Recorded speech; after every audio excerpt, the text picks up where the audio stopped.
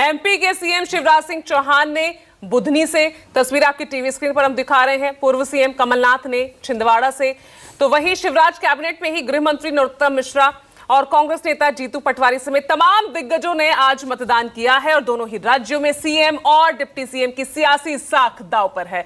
अगर देखिए एमपी की अगर हम बात करते तो यहां कई केंद्रीय मंत्री भी चुनावी मैदान में हैं जिनकी किस्मत आज ईवीएम में कैद हो जाएगी। दोनों ही अगर राज्यों की बात कर ले तो ये मुकाबला इस बार का जो चुनाव है बेहद दिलचस्प नजर आ रहा है। कुछ कहा ही नहीं जा सकता कि आखिर किसका पलड़ा यहां भारी है।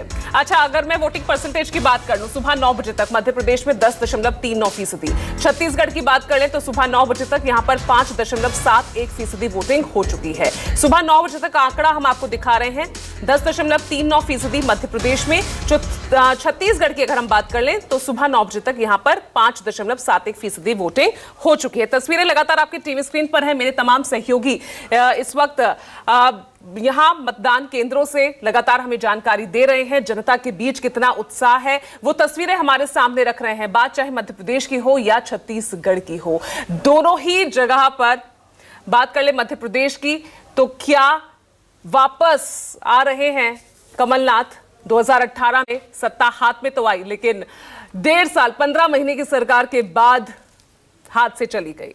यहां छत्तीसगढ़ की बात कर लें, भूपेश बघेल, उनकी भी आज साख दांव पर है। और देखिए मेरे तमाम सहयोगी इस वक्त आप देख रहे हैं टीवी स्क्रीन पर, तमाम जगहों से, जिलों से हमें हर एक अपडेट यहां पर पहुंचा रहे हैं। सबसे पहले आप देख रहे हैं मेरे वरिष्ठ सहयोगी दिमनी से जुड़े हुए हैं राजीव रंजन, विपिन श्रीवास्तव भोपाल से, ऋषिकेश को आप देख रहे हैं ग्वालियर से, मुंगेली छत्तीसगढ़ से आप देख रहे हैं वरिष्ठ सहयोगी मनोज सिंह बघेल को, कर्ण मिश्रा भी हमारे साथ लगातार बने हुए हैं ग्वालियर से ही, और यहां हमारे साथ एमपीसीजी न्यूज 24 के एडिटर अभिलाष मिश्रा भी मौजूद है मेरे साथ स्टूडियो में। सबसे पहले मैं राजीव आपका ही रुख कर रही हूं। इस बार का मुकाबला तो बेहद दिलचस्प, लेकिन राजीव अब तक भी हम ये नहीं आकलन कर पा रहे कि किसका पलड़ा भारी है। इस बार का जो वोटर है इतना साइलेंट रहा, मुद्दों को लेकर वोट देगा, गारंटीज को देकर वोट लेगा, क्या होगा इस बार? तस्वीर बिल्कुल भी अंत तक भी क्लियर हो नहीं पाई है। हालांकि सब अपने अपने दांव, तमाम राजनीतिक दल यहां पर दांव लगा रहे हैं, दांव पे छेड़ रहे हैं, सियासी जुबानी जंग सब हमें देखने को मिली है, लेकिन आकलन नहीं हो सका। मैं आपसे समझना चाहूंगी माहौल क्या है मध्य प्रदेश छत्तीसगढ़ दोनों ही जगह, मैं समझना चाहूंगी आपसे।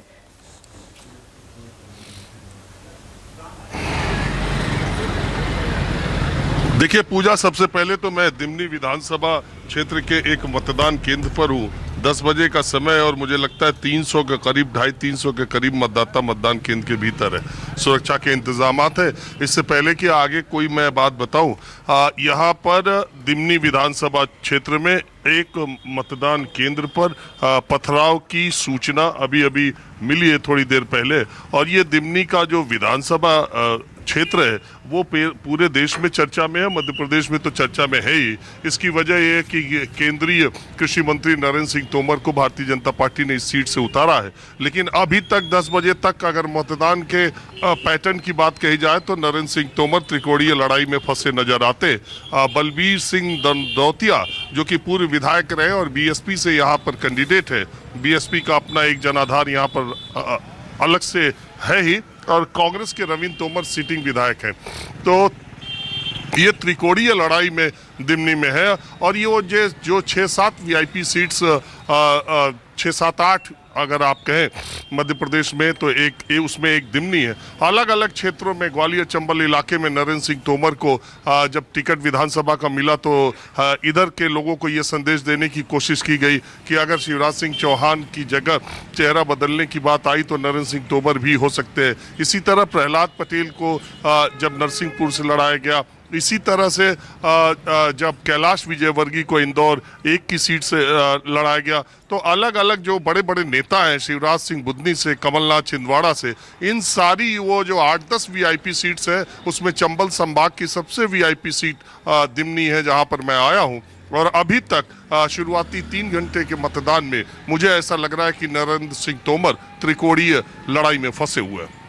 ठीक है, मैं अब मनोज सिंह बघेल का भी मैं रुख कर लेती हूँ। एमपीसीजी में न्यूज डायरेक्टर हैं मनोज जी, आपसे मैं समझना चाहूंगी, जरा आप छत्तीसगढ़ का समीकरण बताइए। यहाँ पर वैसे तो धान और किसान ही तमाम राजनीतिक दलों के केंद्र में रहता है, फोकस इसी पर रहता है, लेकिन जाते जाते जो कांग्रेस ने जो महिला कार्ड खेला, कहां गेम चेंजर साबित होगा क्या ये?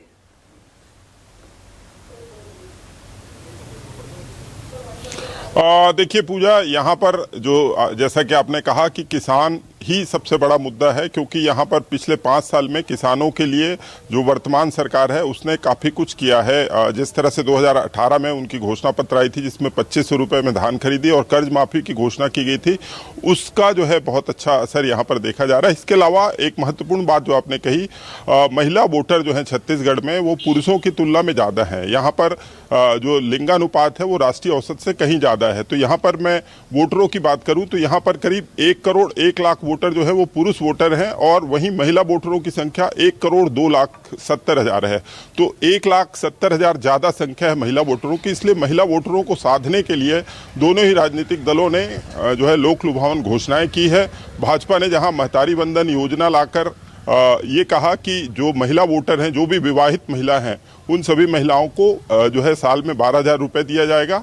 और इसके काउंटर में जो है वो गृह लक्ष्मी योजना भूपेश बघेल की सरकार ने जो है वादा किया है कि उनकी सरकार यदि रिपीट होती है तब वो गृह लक्ष्मी योजना लाएंगे और इसके तहत महिलाओं को साल में 15,000 रुपये दिए जाएंगे। इसी के साथ जो है दोनों जो राजनीतिक दल हैं उन्होंने महिला वोटरों को साधने के लिए गैस सिलेंडर, भाजपा ने जहां 500 रुपये में गैस सिलेंडर देने की बात कही है, वहीं कांग्रेस ने जो 500 रुपये सब्सिडी जो है वो देने की बात कही। तो इस तरह से महिला वोटरों को साधने की कोशिश की गई। तो निश्चित तौर पर ये 2 बड़े मुद्दे जो है वो छत्तीसगढ़ में इस समय देखे जा रहे हैं। इसी मुद्दे को लेकर दोनों ही राजनीतिक दलों ने आक्रामक तरीके से प्रचार किया और दोनों ने वादे किए कि किसान और महिलाओं के लिए उनकी सरकार आने पर काफी कुछ किया जाएगा। ठीक है जी पूजा। ठीक है मनोज जी, ठीक है। मैं एक बार राजीव जी का रुख कर लेती हूँ।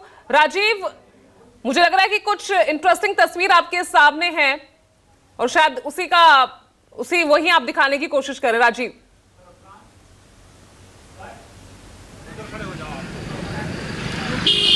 मैं देखिए महिलाओं की बात हो रही थी तो महिलाएं जो वोट आज जो मतदान है, और निश्चित तौर पर मध्य प्रदेश के भी इलाके में जहां मैं हूं दिमनी, वहां महिलाओं के वोट देने की और तादाद अधिक है। तो ये महिलाएं कुछ वोट दे करके आई हैं, जरा जानने की कोशिश करते हैं आपके दिमाग में क्या रहा वोटिंग के लिए। हाँ, वोट देते वक्त आपके दिमाग में क्या बात थी? कुछ नहीं कहती माई में कुछ देखे आए अपनी मर्जी से। नहीं, वो तो मर्जी से दे के आयो। किस चीज के लिए दिया, क्या सोच के दिया? नहीं, कुछ नहीं। हा? कुछ नहीं भैया। अरे जाति सोच के दिया, लाडली बहना सोच के दिया, बदलाव सोच के दिया। अरे माई फार्म ही ना भरे लाडली बहना के। माई फार्म ही ना तो भरेगी ना माई तो। अच्छा, फार्म नहीं है? फार्म नहीं भरे हमारे। अच्छा, तो ये बताओ आपको क्या लग रहा था कि आप बदलाव के लिए वोट कर रहे हो या उसी को लाने के लिए वोट कर रहे हो?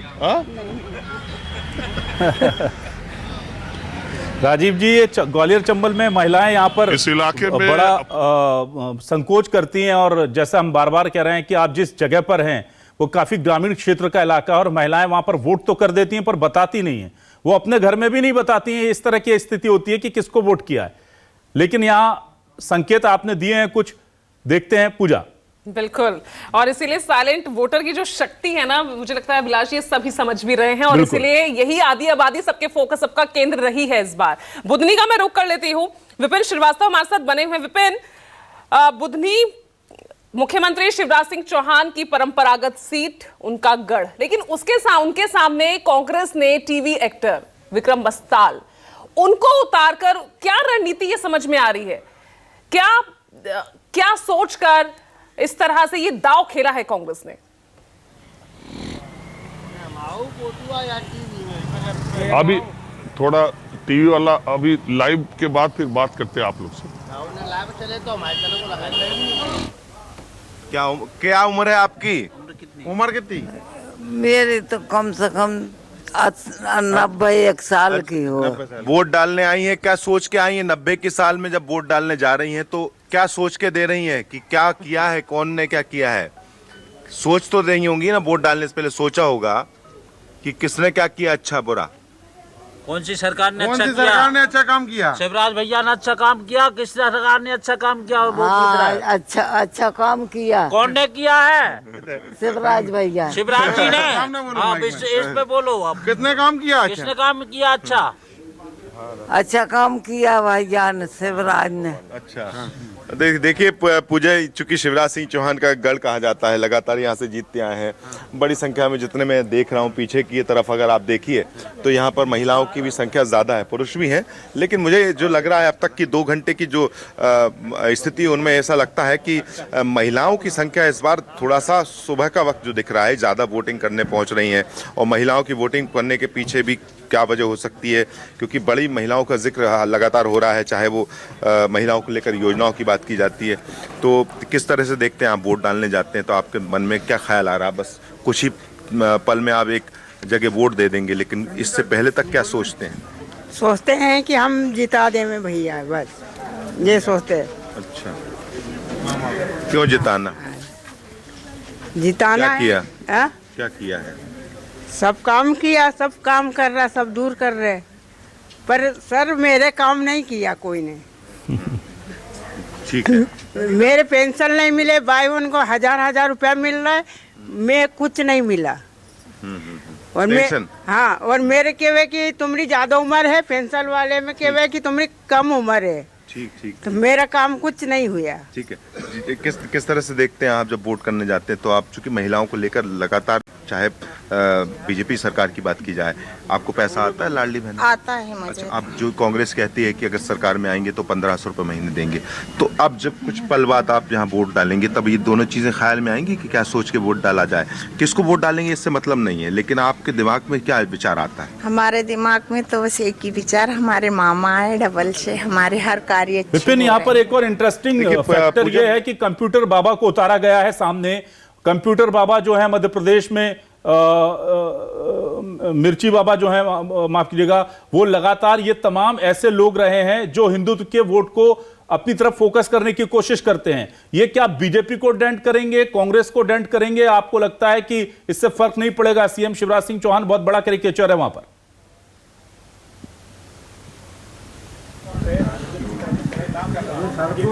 देखिए, बुधनी विधानसभा की बात की जाए तो अभिलाष ये मान के चलिए कि बुधनी विधानसभा का मतलब होता है शिवराज सिंह चौहान का ये पैतृक गांव भी है इसी क्षेत्र में जहां जैत है, यहां से चंद कदम की दूरी पर। इस क्षेत्र की जो जनता है वो कहीं ना कहीं कनेक्ट है, और कनेक्ट होने की वजह है कि 20 साल से लगातार यहाँ पर कांग्रेस में कोई आ ही नहीं पाया। अब रही बात मिर्ची बाबा की, तो मिर्ची बाबा जब यहाँ उतरे हैं समाजवादी पार्टी से, ये मिर्ची बाबा वही हैं जिन्होंने दिग्विजय सिंह के लिए 2019 में मिर्ची का यज्ञ किया था, और यज्ञ करके उन्होंने उनके समर्थन में यज्ञ किया था मिर्ची बाबा ने। तो ये स्थिति बताती है कि जब मिर्ची बाबा को कांग्रेस से उम्मीद थी कि कुछ मिलेगा, टिकट मिलेगा, लेकिन नहीं मिला तो समाजवादी पार्टी में पहुंच जाते हैं। लेकिन यहाँ कहीं ना कहीं वोट काटने का काम करेंगे, क्योंकि जिस तरह से वो बयान दे रहे हैं, जिस तरह से यहाँ पहुंच रहे हैं, तो जाहिर सी बात है कि एक बाबा या संतों का चेहरा जब इस तरह से मैदान में उतरता है तो वो वोट काटेगा। रही बात कांग्रेस की, तो कांग्रेस की तरफ से विक्रम अस्ताल को तो पहली बार चुनावी मैदान में उतर रहे हैं, एक्टर हैं, रामायण का में हनुमान का किरदार निभाया है, तो हनुमान भी यहाँ पर वही है कि हनुमान की गदा लेकर यहाँ पर मैदान में उतर रहे हैं। बोलते हैं कि हनुमान जी के भक्त हैं। जो बात कमलनाथ करते हैं वही बात विक्रम अस्ताल यहाँ पर कर रहे हैं, एक मैसेज देने की कोशिश कर रहे हैं हिंदुत्व का। लेकिन ठीक है, चलिए देखते हैं जो ये सॉफ्ट हिंदुत्व का जो ये मुद्दा छेड़ा है वो वहां पर देखते हैं कि उसमें कितना सफल कांग्रेस हो पाती है। मैं ग्वालियर का रुख कर लेती हूँ। ऋषिकेश लगातार हमारे साथ बने हुए हैं। ऋषिकेश, ग्वालियर चंबल संभाग, इसी पर सबकी नजर रहती है। एक वक्त पर गढ़ था ये कांग्रेस का, सिंधिया के जाने के बाद अब कितनी स्थिति मजबूत है वो तो मतदान पर पहुंचने वाली भीड़ अब आपको बताएगी। तो बात कीजिए, आपके पीछे कई लोग हमें दिख रहे हैं, जरा बात कीजिए ऋषिकेश।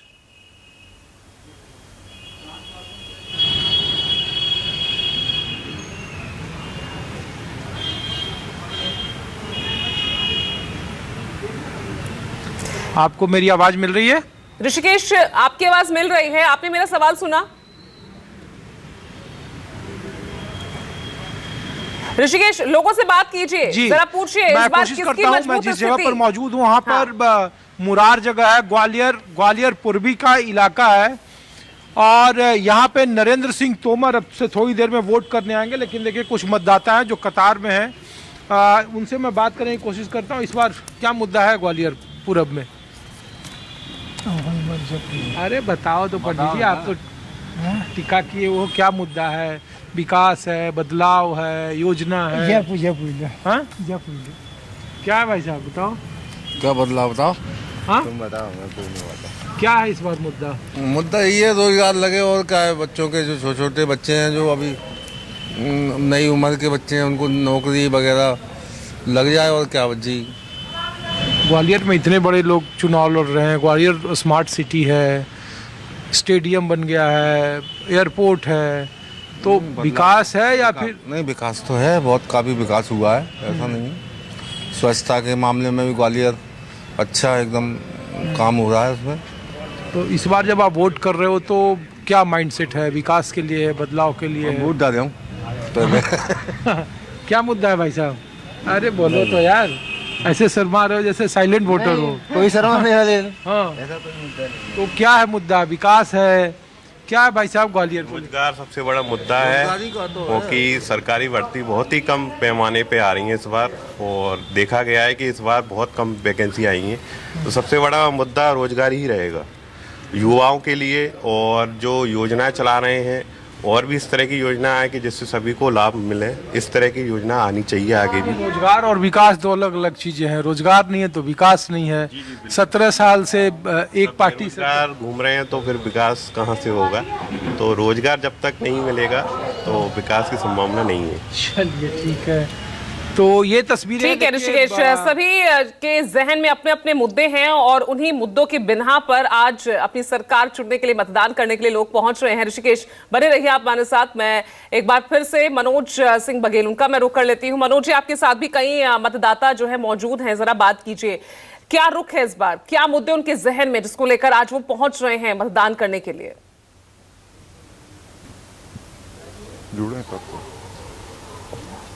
जुड़ेंगे तब तो, और वो फ्रेम में था, वो चिल्ला रहे थे, क्यों हिला रहे थे? आवाज पहुंच रही है आप तक मनोज जी?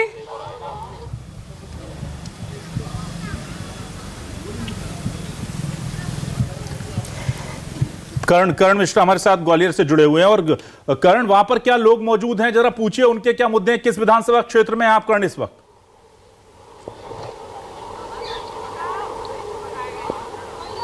देखिए, बिल्कुल मैं इस वक्त मौजूद हूं ग्वालियर जिले की ग्वालियर विधानसभा, जो कि सबसे पुरानी विधानसभा है मध्य भारत के समय की। साफ तौर पर ये मतदान केंद्र क्रमांक 282 है, जहां पर काफ़ी संख्या में महिलाएं और विशेष तौर पर बुजुर्ग महिलाएं मतदान करने के लिए पहुंच रही हैं। जिस तरह से ग्वालियर जिले की पूरी तस्वीर है, 1662 मतदान केंद्र बनाए गए हैं, जहां पर जिले की 16,24,567 मतदाता जो हैं वो वोट कर रहे हैं। साफ तौर पर ये सभी लोगों से पूछिए करण, वहां पर क्या सोचकर वोट कर रहे हैं, जरा लोगों से बात कीजिए। मुद्दे लेकर पहुंचे होंगे जी। माता जी, आप वोट डालने के लिए आई हैं, क्या मुद्दे हैं इस बार वोट डालने से पहले? भैया मैं तो नहीं जानते, कहा वो जो मुकद्दर में हुआ सो, अब मैं कैसे बता दूं? विधानसभा की क्या तस्वीर है आपके? मैं देखते नहीं बेटा, मैं पढ़ी लिखी नहीं हूँ, तो मैं जानते नहीं। यहाँ पर कुछ और महिलाएं भी हैं, क्या देख रहे हैं वोट डालने से पहले? क्या दिमाग में रहा कि ये मुद्दे बेहद जरूरी हमारे विधानसभा क्षेत्र के लिए? हमारे विधानसभा क्षेत्र में ये मुद्दे सबसे सही हैं, जो महिलाओं के लिए और विकास करे, महिलाओं की सुरक्षा हो सबसे ज़्यादा, क्योंकि महिलाओं के साथ बहुत अपराध हो रहे हैं। इसके लिए सुरक्षा सबसे ज़्यादा जो करेगा और जो विकास होगा। अपराध के अलावा और क्या? अपराध के अलावा ये है कि चुनाव का मुद्दा सही चुनना चाहिए, जो सही सरकार हो उसको ही चुने। कैसा प्रत्याशी देखना चाहते हैं? देखिए, ये सभी मातृशक्ति हैं और इन्होंने कहा कि महिला सुरक्षा एक बड़ा मुद्दा है और उस मुद्दे को लेकर महिलाओं के लिए योजनाएं तो यहाँ सब ला रहे हैं, लेकिन महिला सुरक्षा की बात कौन करेगा, उनकी रखवाली कौन करेगा? इसी को लेकर महिलाएं जो हैं आज पहुंच रही है मतदान केंद्र। ग्वालियर पूर्व से हमारे साथ जुड़े हुए थे। मैं अब रुक कर लेती हूं एक बार फिर से राजीव रंजन का। राजीव जी, क्योंकि अभी आप दिमनी में मौजूद हैं, आपके साथ अभी कुछ देर पहले महिलाएं भी मौजूद थी, अभी क्या तस्वीर है?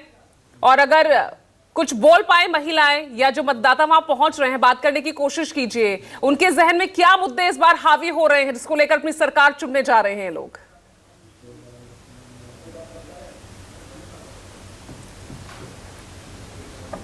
आवाज पहुंच रही है आप तक राजीव जी? कुछ ही लोग हैं यहाँ पर, लेकिन जी बिल्कुल पहुंच रही है। आपको मेरी पहुंच रही? हाँ हाँ प्लीज राजीव जी बात कीजिए।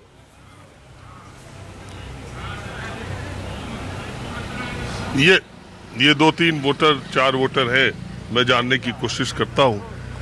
आइए।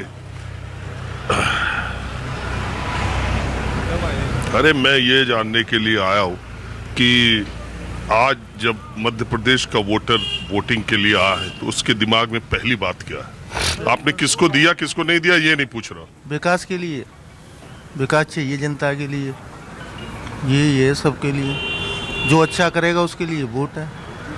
आपके दिमाग में क्या रहा? सब विकास के लिए है, तो विकास करेगा उसके लिए वोट है। जैसा विकास अभी तक हुआ है वैसा ही, या जैसा हुआ है दूसरे? अच्छा चाहिए हमें विकास, जैसा अभी तक हुआ, और भी इससे अच्छा होना चाहिए। हाँ, विकास अच्छा होगा तो सही है। विकास तो जितना होगा उतना कम है, जितना ज्यादा विकास होगा उतना अच्छा होगा जनता के लिए। आपके हिसाब से क्या दिमाग, आपका मुद्दा क्या था? हमारे यहाँ तो कोई विकास कोई मुद्दा ही नहीं है। हमारे यहाँ मुद्दा है जातिवाद, ब्राह्मण ठाकुर चलता है टोटल। एकदम एग्जैक्ट। जातिवाद तो कुछ नहीं है, पार्टियां मैनेज करती हैं, जो पार्टी अच्छी होगी उससे वोट करेंगे।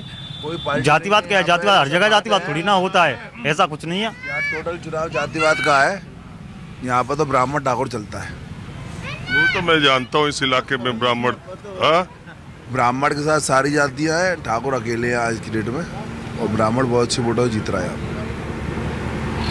और आप बताओ भाई? बता विकास पे चल रहा है, यहाँ तो बहुत अच्छा विकास हो रहा है, और विदेश नीति भी अच्छी है अपनी, ये मतलब मोदी जी की। और आपको विदेश की नीति ज्यादा अच्छी नीति का है, अपना देश में अपना अच्छा नाम हो रहा है। दुनिया में? हाँ, दुनिया में पहले अपना देश कभी नहीं छाया था, इतना वो छा रहा है। और क्या चाहिए? आज हम सीना तान के बात करते हैं, आंख में डाल के बात करते हैं। किससे? अरे विदेशों से भी। यहाँ किससे सीना था? यहाँ भी अपना कोई समस्या ही नहीं है, अच्छा विकास हो रहा है। ब्राह्मण है बलवीर सिंह गंडोतिया जीतेगा, क्योंकि जिनने डुबोई दी बीजेपी वाइन ने, बिल्कुल जिनका कोई मतलब नहीं है, कोई विकास नहीं है, कुछ नहीं है। यहाँ रहती दिल्ली में ही है, रहती यहाँ आई नहीं, हमने शकल ही नहीं देखी 5 साल में। हाँ पूजा ठीक है राजीव, अभी तक तो इक्का दुक्का लोग ही यहाँ दिख रहे थे, आप पहुंच गए तो देखिए माहौल यहाँ पर भी बन गया। चलिए मैं अब अपने सहयोगी मैं अभिलाष का रुख कर लेती हूँ। अभिलाष, समझना चाहूंगी, अच्छा पुरुष तो फिर भी बहुत वोकल है, लेकिन ये जो साइलेंट महिला वोटर है ये कितना खतरनाक साबित हो सकता है? जरा ये इस बार गेम चेंजर है। पूरा बीजेपी का स्टेक लगा हुआ है तो सिर्फ और सिर्फ महिला शक्ति पर लगा है। और ग्वालियर चंबल में जहां पर राजीव रंजन मौजूद हैं, जहां पर करण मौजूद हैं, जहां पर ऋषिकेश मौजूद हैं, 3-3 हमने अपने सीनियर्स वहां इसलिए डिप्लॉय किए हैं क्योंकि इस बार सबसे कांटे का मुकाबला, सबसे रोचक मुकाबला ग्वालियर चंबल में है। जिसने ग्वालियर चंबल जीता, मान लीजिए कि उसका माहौल बन जाएगा वहां पर। हमारे साथ देखिए मनोज सिंह बघेल भी जुड़े हुए हैं। मनोज जी, क्या आप हमें सुन पा रहे हैं? मनोज जी, जरा लोगों से बात कीजिए, किस तरह का माहौल है वहां पर, प्लीज।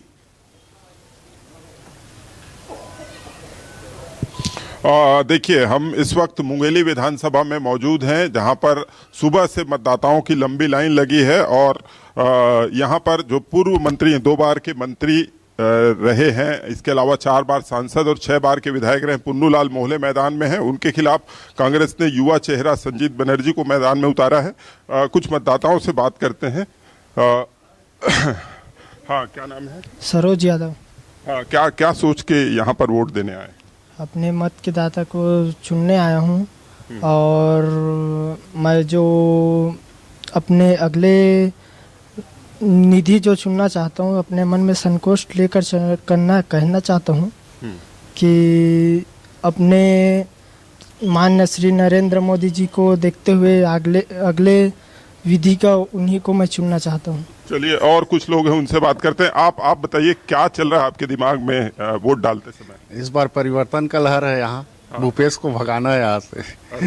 आप बताइए, का सोच क्या है वोट देगा? हम अपना हिंदू धर्म बचाना है, इसे आए हैं। अच्छा, हिंदू धर्म बचाना है। और लोग हैं कुछ, और आप बताइए, क्या नाम है आपके? महानपुरी। हाँ, का सोच क्या है मर वोट डाले बार? मतदान के लिए। हाँ, का चला थे दिमाग में, का मुद्दा लेके वोट दे हो? सब बढ़िया है, बढ़िया सब। अच्छा, आपके का नाम? जवाहर उपाध्याय। जवाहर उपाध्याय। ठीक है सर। का चला थे दिमाग में वोट डाले के बेरा? अब चला थे, अब अपन मोदी सरकार है जो अपन डाला थे, अपन मतदाता डाल रहे हैं। अच्छा।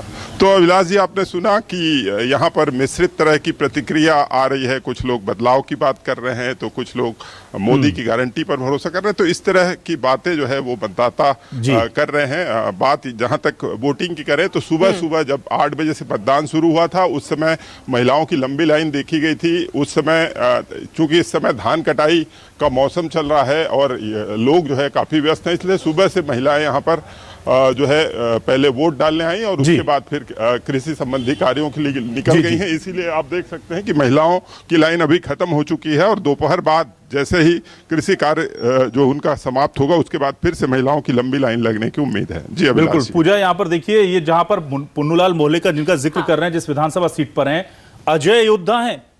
वो ग्राम पंचायत से पंचायत के चुनाव से लेकर के 4 बार सांसद, 6 बार विधायक रहे, एक भी चुनाव नहीं हारे। और वहां पर हमारे मनोज जी मौजूद हैं, और भी साथी हैं वहां पर। प्लीज आप लेकिन अभिलाष, मैं ये समझना चाहूंगी, कांग्रेस उनके सामने एक युवा उम्मीदवार को उतार देती है, तो ये मुकाबला क्या कांग्रेस पहले समझ बैठी है कि भाई स्थिति पहले से कांग्रेस उस सीट पर जितने एक्सपेरिमेंट कर सकती थी, लगभग आधा दशक में वो सारे एक्सपेरिमेंट कर चुकी है। अब यही बचता है कि किसी नए नवेले को उतार दो, शायद कोई काम आ जाए। और ये आप एक चीज और देख रहे होंगे कि जब चंबल में राजीव रंजन जी बात कर रहे हैं महिलाओं से, तो वो एक भी पत्ता नहीं खोल रहे हैं। और दूसरा खास बात यह है कि जब मनोज जी बात कर रहे हैं, तो जो आदिवासी बेल्ट या जो ग्रामीण बेल्ट है, वो खुलकर अपनी राय रख रहे हैं। हमारे साथ बुधनी से विपिन भी जुड़े हुए हैं। विपिन, वहां पर क्या अपडेट है? जरा लोगों से बातचीत कीजिए, बताइए क्या चल रहा है वहां।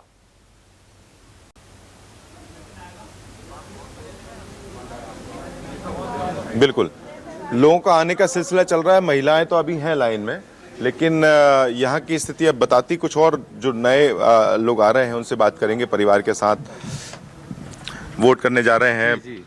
मन में ख्याल तो होता होगा, क्या सोच के वोट देते हैं, किसको देंगे, इससे कोई फर्क नहीं पड़ता। आपके जहन में क्या ख्याल आता है, किसने क्या किया और किसको देना चाहिए? मुद्दा क्या होता है? वही क्षेत्र में क्या चल रहा है, विकास क्या हो रहा है, कैसा क्या, किसने क्या किया है। तो इस वक्त तो विकास ही देख रहे हैं। अच्छा, क्या विकास का ही मुद्दा सबसे मेन रहता है, और जो विकास हमको हमारे आजू बाजू दिख रहा है, इसलिए हमको उसी आधार पर वोट देना है। सिर्फ विकास? जी। अच्छा, आप क्या कह रहे थे? विकास आपको दिख रहा है यहाँ पर? जी दिख रहा है, बिल्कुल। इनसे पूछिए विपिन, महिलाओं के लिए जो तमाम योजनाएं शुरू की गई हैं शिवराज सरकार के द्वारा, ऐसा कुछ होगा, उसका कितना असर है? हमारे मामा जी का आने से इतना सब कुछ हुआ है हमारे क्षेत्र में, तो हम तो उनको ही वोट करेंगे। और ये महिला के लिए योजनाएं शुरू की हैं, जैसे 450 का सिलेंडर की बात शिवराज सिंह चौहान ने कही। दूसरा ये कि 1250 रुपए महीने आते हैं आप लोग खाते में? देखिए, पैसे इम्पोर्टेंस नहीं रहती, जो महिलाओं को एक सम्मान है वो उनने दिलाया है। हर एक महिला अपने आप में इंडिपेंडेंस फील कर रही है कि देखो हम भी कुछ हैं, और हमको इतना सम्मान मिला है मध्य प्रदेश में कि हर एक महिला अपने आप को बहुत ही सौभाग्यशाली समझती है कि हमको ऐसा हमारे क्षेत्र का नेता और क्या बोलते भाई मामा सब ऐसा मिला है कि जिसने हमारे क्षेत्र का ही बदलाव कर दिया। और उसके बाद हम ऐसे मतलब सर उठा के गर्व से कह सकते हैं कि हम भी कुछ हैं, है ना, आर्थिक से सम्मान के उसमें, एजुकेशन में, हर चीज़ में।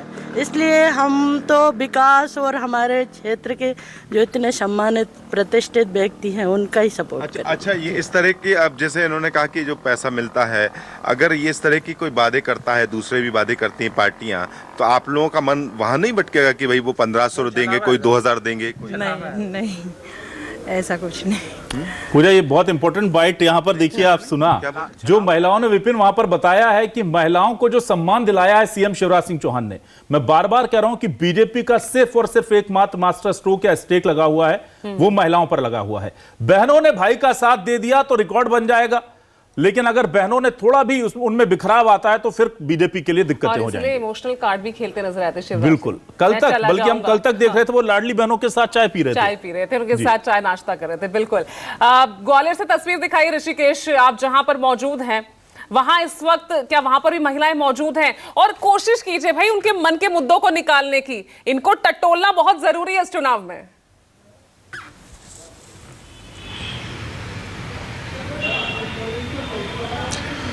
देखिए, मैं जिस बूथ पर मौजूद हूं वहां पर अब से थोड़ी देर के बाद कृषि मंत्री नरेंद्र सिंह तोमर पहुंचेंगे और उन्हीं की तैयारी हो रही है, तो मैं वो तस्वीर आपको दिखाने की कोशिश कर रहा हूं।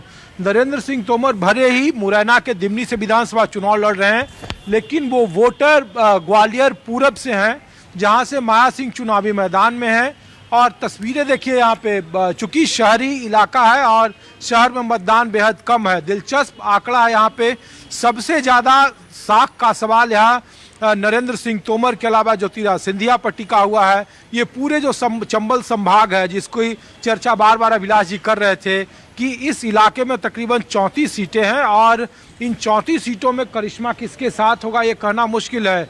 लेकिन हाँ, ये कोशिश जरूर है कि इंदौर से कैलाश विजयवर्गीय को उधर चुनावी मैदान में उतारा गया है। चर्चा इस बात की थी कि इसी ग्वालियर शहर से खुद ज्योतिरादित्य सिंधिया को चुनावी मैदान में उतारा जाए। जिस सीट पर मैं मौजूद हूँ, ग्वालियर पूरब, जहाँ से उनकी मामी माया सिंह चुनाव लड़ रही हैं, वहाँ के बारे में कहा जा रहा था कि यहाँ के स्थानीय नेतृत्व ने कहा था कि ज्योतिरादित्य सिंधिया को चुनावी मैदान में उतारा जाए, लेकिन दिल्ली का शीर्ष नेतृत्व इस बात को लेकर तैयार नहीं हुआ। बगल की शिवपुरी सीट है, शिवपुरी शहर का, वहाँ के बारे में कहा जा रहा था ये 2 सीट है जहाँ से ज्योतिरादित्य सिंधिया को चुनाव लड़ाया जाए।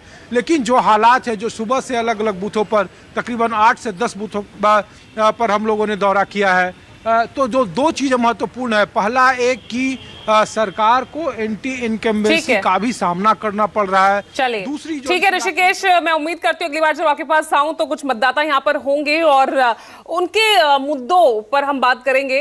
मैं दिमनी का वापस रुख कर रही हूँ, मेरे सहयोगी राजीव रंजन का। तो राजीव जी, मैं समझना चाहूंगी क्योंकि आप उसी सीट पर मौजूद हैं जहां से खुद एक केंद्रीय मंत्री चुनावी मैदान में है, तो ऐसे में लग रहा है तस्वीर देखकर आज की कि जो बीजेपी ने जो ये रणनीति अपनी विपिन के पास, राजीव जी माफी चाहूंगा, शिवराज सिंह चौहान के साथ हमारे संवाददाता विपिन मौजूद हैं। बुधनी का रुख कर लेते हैं। विपिन, जरा बातचीत कराइए सीएम शिवराज से, अगर बात करा पाए तो। जी सर, हर जगह सर बहुत महिलाओं से बातचीत की हमने, बड़ा कहती हैं कि हमको सम्मान दिलाया महिलाओं ने। मैंने हर एक महिला कहती है कि आपने पैसे नहीं दिए, सम्मान दिलाया। मामा और भाई सम्मान तो है ही ना जी। अब मत करो जी। बिल्कुल, देखिए शिवराज सिंह चौहान लगातार इस तरह से पहुंचे हैं और हमसे बात की, उन्होंने कहा कि ये सम्मान तो है, क्योंकि इससे पहले भी ये इस बात का जिक्र कर चुके हैं अभिलाष जी कि इस तरह के जो वादे जो करते हैं उसके साथ सम्मान मिलना बेहद ज़रूरी होता है। तो यही वजह है कि जो बात बार बार सामने आ रही है कि महिलाओं को ये लगता है कि ये जो वादे हैं उनमें कम से कम मामा की कनेक्टिविटी होना, मामा या भाई बता के जो होता है उसका बेहद असर देखने को मिलता है। वादे और पैसा मिलना अलग बात है, योजनाओं का लाभ मिलना अलग बात है ये, लेकिन इस तरह की तस्वीरें बताती हैं। बिल्कुल, लेकिन जनता से अपनी कनेक्टिविटी बनाए रखना वो बहुत जरूरी है। तो राजीव का मैं वापस रुक कर रही हूँ। राजीव जी, मैं समझना चाहूंगी क्योंकि बात हम कर रहे थे केंद्रीय मंत्री सांसदों को मैदान में उतार देना, ये एक बड़ा रणनीतिक बदलाव जो है देखा गया है बीजेपी के तहत। तो ऐसे में ये दाव कितना काम आता हुआ नजर आ रहा है? राजीव, समझना चाहूंगी, आप लगातार प्रदेश में घूमते रहे हैं, जनता के बीच रहे हैं, ये मैटर करता है उनके लिए कि सांसद हो या विधायक हो किसे वोट करें, कितना मैटर करता है ये सब?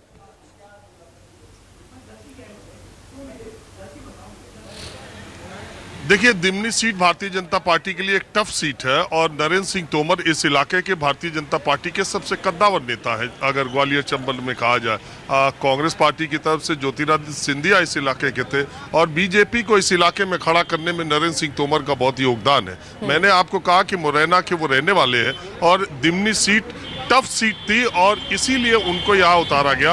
और दूसरी बात यह है कि इस इलाके में उनके उतरने का प्रभाव पड़े और चंबल इलाके में 2018 में, ग्वालियर इलाके में 2018 में भारतीय जनता पार्टी का प्रदर्शन बहुत खराब रहा था और इसी इलाके ने कांग्रेस पार्टी की सरकार बनाने में महत्वपूर्ण भूमिका निभाई थी। इसलिए नरेंद्र सिंह तोमर को उतारने का फैसला किया गया। अब क्या उसका असर होगा ये तो 3 तारीख को पता चलेगा, लेकिन जैसा मैंने कहा कि अभी शुरुआती 3-3.5 घंटे में जो मैं देख पा रहा हूं उसमें त्रिकोणीय संघर्ष मुरैना में दिखाई दे रहा है। दिमनी सीट पर कुछ लोग हैं जो वोट दे करके आए। मैं सिर्फ ये पूछना चाह रहा हूँ, यहाँ आमने सामने की लड़ाई है कि 3 तरफा?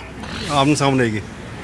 बलवीर विधायक बलवीर दंडोतिया पहले नंबर पे, और यहाँ नरेंद्र तोमर तीसरे नंबर पे। और यहाँ मुद्दा क्या है?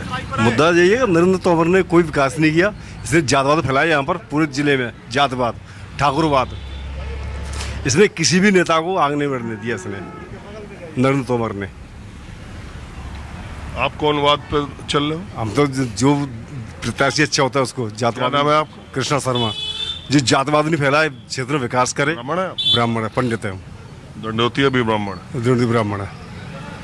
तो मैं आपको एक समीकरण ये बता दूं कि नरेंद्र सिंह तोमर को उतारने के पीछे गणित ये है कि रविंद्र सिंह तोमर कांग्रेस के प्रत्याशी के तौर पर जो पिछला चुनाव जीते थे, इस इलाके में सर्वाधिक वोट 75-80 हजार अगर आप कहें तो तोमरों का है। इसके अलावा जो दूसरा वोट है वो ब्राह्मणों का है। तो ब्राह्मण भी यहाँ से विधायक रहे, तोमर भी विधायक रहे।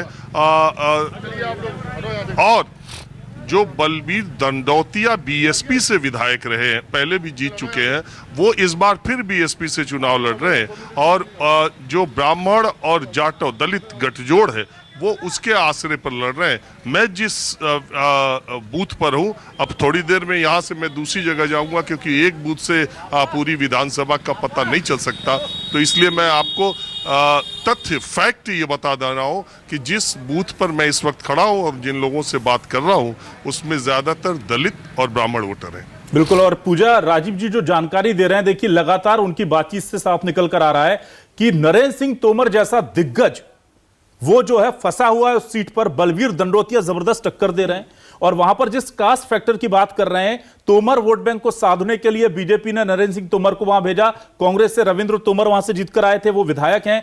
लेकिन बलवीर दंडोतिया ने मुकाबले को इसलिए दिलचस्प बना दिया है क्योंकि यह माना जा रहा है कि तोमर वोट बैंक बटेगा और वहां पर जातिवाद इस कदर हावी हो गया है कि तोमर वर्सेस अदर कास्ट हो गया है। ब्राह्मण वोट बैंक और दलित अगर एक साथ आ जाता है और तोमर वोट बैंक में बिखराव हो जाता है तो वहां पर बहुत चौंकाने वाले परिणाम सामने आ सकते हैं। यानी अभिलाष ये समझे कि नरेंद्र सिंह तोमर के लिए ये सीट निकालना उतना आसान नहीं है? बिल्कुल, कांटे की टक्कर है। चलिए, मैं ऋषिकेश का मैं रुक कर लेती हूँ। ग्वालियर पूर्व से लगातार हमारे साथ बने हुए हैं। ऋषिकेश, क्या तस्वीर आपके पास, क्योंकि आप कह रहे थे कुछ ही देर में नरेंद्र सिंह तोमर पहुंचने वाले हैं, वहीं से मतदाता हैं वो?